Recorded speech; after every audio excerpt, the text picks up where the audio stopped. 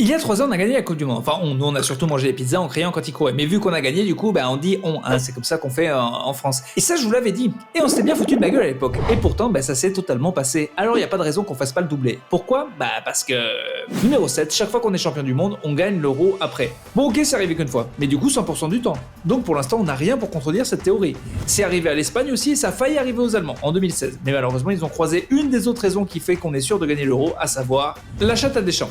Quand on a vu que l'euro était partout sauf en France et qu'on allait devoir se taper l'Allemagne chez eux, on s'est dit ah voilà, c'est fini, Didier il a plus de chance, c'est terminé. Sauf que pandémie oblige, il y aura presque pas de public, c'est repoussé d'un an pour qu'on puisse bien se préparer.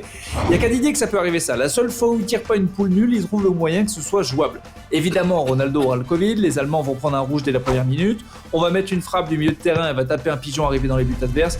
Cet homme est protégé par la force.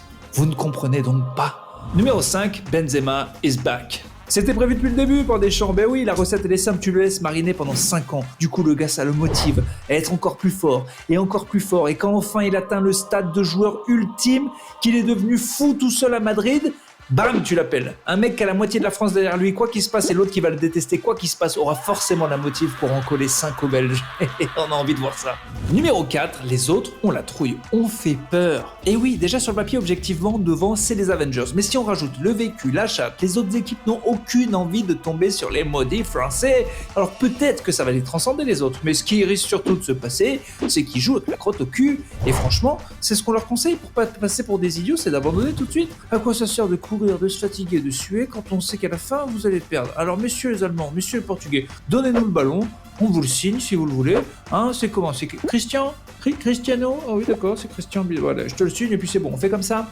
Numéro 3, les autres sont aussi des gros nulos. Allez, on va dire qu'on n'a pas envie de croiser le Portugal et la Belgique et à la rigueur les Anglais, si on est gentil. Mais à part ça, bon. Alors attention, hein, on peut se faire sortir sur rien, c'est 1 euro, hein, si on est mené, c'est pas sûr que Pavard va nous ressortir une Olivier Tom à chaque coup.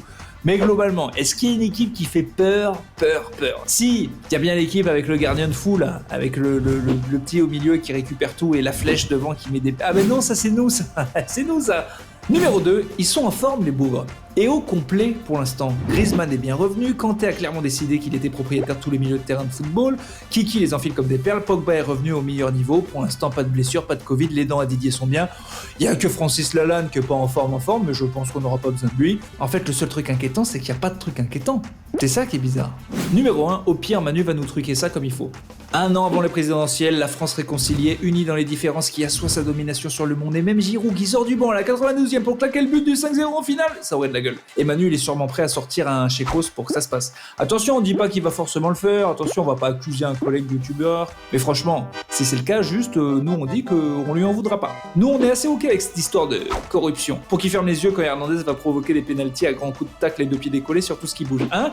Allez, on va le gagner cet euro. Et puis si on gagne pas, on l'achète. Quoi qu'il en coûte, il avait dit. Quoi qu'il en coûte. Allez les bleus, dites-nous vous votre prono pour cet euro et puis on espère qu'on aura encore raison, puisqu'on a toujours raison.